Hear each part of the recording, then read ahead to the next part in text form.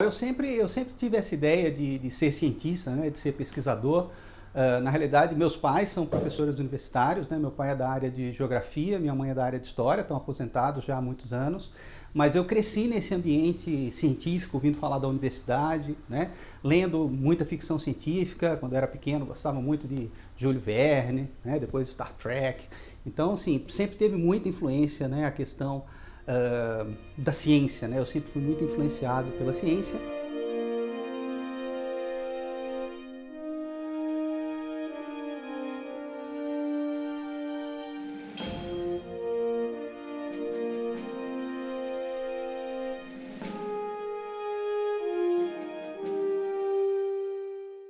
Eu nasci em São Paulo, em Rio Claro, né, no interior de São Paulo.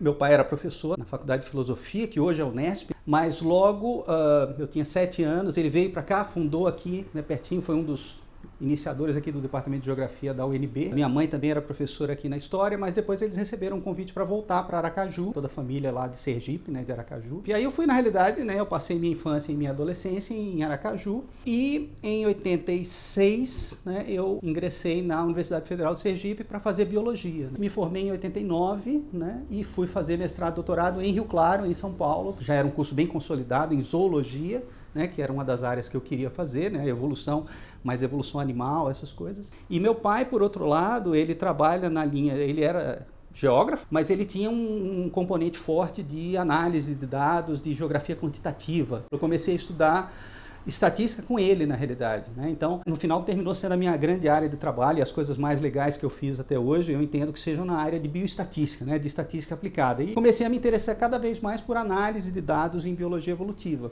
né? E aí eu fui para Rio Claro exatamente porque tinha algumas pessoas, né, alguns orientadores que trabalhavam nessa linha lá na Unesp na época. A ciência como um todo no Brasil, nos anos 90, era muito focada, né, muito concentrada em São Paulo e no Rio. Quando eu vim para cá só tinha um curso de biologia, mas aí aconteceu uma coisa interessante, porque o curso que a gente tinha aqui em biologia, eles tinham duas áreas. Era uma área de genética e uma área de fisiologia. E eu tinha vindo fazer o concurso para ecologia, e eu fazia um curso de zoologia, mas na realidade a minha área de trabalho era mais genética, porque eu trabalhava com evolução. E no Brasil, naquela época, também nos anos 90, toda a área de evolução estava muito centrada na genética. Então, o que aconteceu é que logo depois que eu cheguei em Goiânia, embora eu tivesse feito o concurso para ecologia e a gente não tivesse um mestrado em ecologia, eu fui convidado a participar do mestrado em genética, né? E logo depois, no ano seguinte, eu assumi a coordenação, inclusive, do curso. A gente terminou reestruturando o mestrado em biologia para torná-lo maior, né, e criamos mais áreas, inclusive a área de ecologia dentro dele. Então nós ficamos agora com 5 áreas.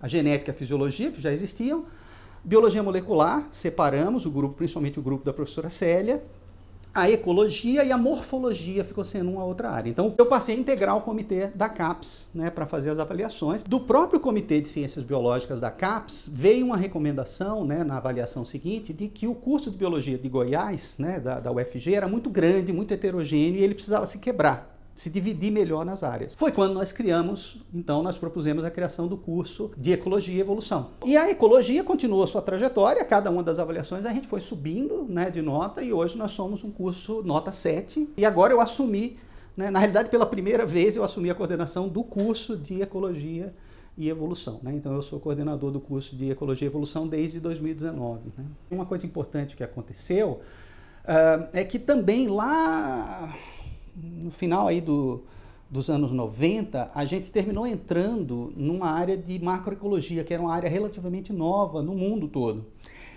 E como a gente tinha todo esse, principalmente eu e o Bini, né, como a gente tinha toda essa expertise mais em análise estatística, principalmente em análise espacial, a gente terminou passando a ser um grupo referência no mundo em termos de macroecologia. E logo depois também, né, o professor Tiago Rangel, que na época era aluno da graduação, fez o mestrado, na realidade foi a primeira defesa do novo mestrado em Ecologia e Evolução, depois ele foi para os Estados Unidos, fez doutorado e voltou e passou no concurso aqui. E ele terminou levando a área que ele começou lá na graduação, que é essa área de simulação, né, de fazer modelos computacionais, né, para simular a evolução da diversidade sobre diferentes mecanismos, etc. E ele vem trabalhando nisso, na realidade, desde a época da graduação e do mestrado dele, né, ele tinha basicamente 2 linhas, essa linha e uma linha de análise espacial comigo e com o Bini, e aí a gente tem um software para fazer análise espacial, que a gente está tentando inclusive atualizar agora, que é o SAM, né, o Spatial Analysis in Macroecology. A gente deu curso em vários lugares do mundo, né, ensinando o pessoal a usar. Esse trabalho de modelagem, de simulação, né, de fazer programas em computador para simular processos ecológicos e ver como os padrões aparecem e comparar isso, né, vamos dizer assim, com os padrões reais em macro escala, por exemplo, para o planeta inteiro ou para a América do Sul inteira, terminou culminando no trabalho que saiu na Science, né, em 2018, né, o Thiago é o autor principal, junto com o Cowell, que foi orientador dele nos Estados Unidos e que foi nosso professor visitante durante alguns anos aqui com o apoio da CAPES, né. Eu tive, né, a honra de participar disso e dar algumas ideias depois que a gente já estava começando com o nosso INCT relacionadas com mudança evolutiva, né, com padrões de evolução dos nichos ecológicos. Foi um artigo grande publicado na Science, que é uma das principais revistas do mundo. Nós tínhamos tido dentro do nosso projeto um workshop, que a gente chama uma oficina de trabalho, sobre macroecologia humana. E na realidade, dentro dessa linha de macroecologia humana, existe uma parte forte de doenças, né, de interação do homem com patógenos, os patógenos, a distribuição geográfica, os padrões em grande escala, em escala global, do homem com as doenças humanas e mortalidade e tudo isso. Mas aí, para ajudar na parte econômica, o que aconteceu é que eu tinha começado uma discussão com o Paulo Scalco, que é professor aqui na FACE, e ele, eu não sabia na época, ele já estava trabalhando na Secretaria de Finanças do Estado. E ele discutiu, ajudou a gente a discutir os dados, ele é um dos coautores desse trabalho que saiu, né, sobre o início do padrão global da expansão da Covid. E aí ele falou, Alexandre, vai ter uma reunião para a gente discutir como que a universidade poderia ajudar nessa questão de fazer as projeções, os modelos, etc. Você não quer participar?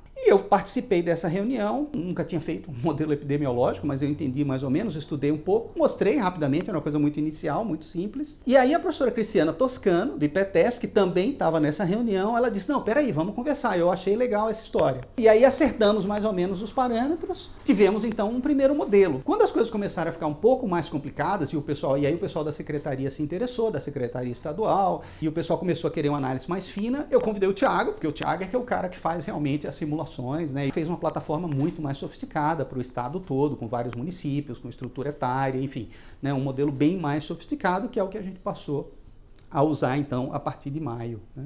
No final de 2013, o professor Orlando me convidou para uma das pró-reitorias, né, na realidade.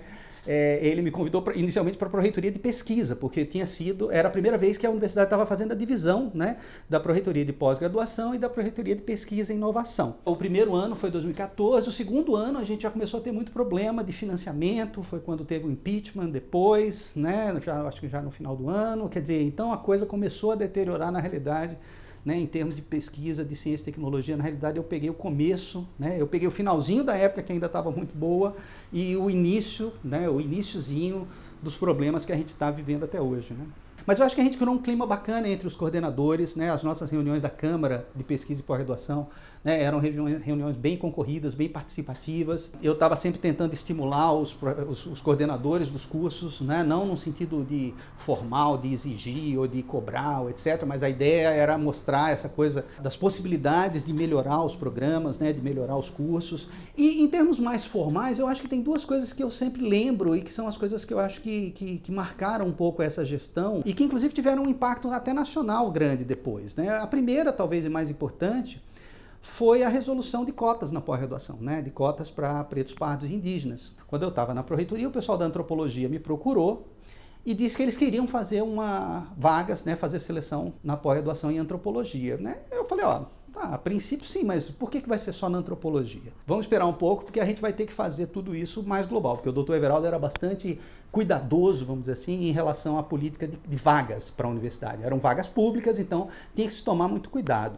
E em 2015 nós aprovamos então a resolução de cotas na UFG. Né? Foi a primeira universidade federal a ter isso, né, como um sistema.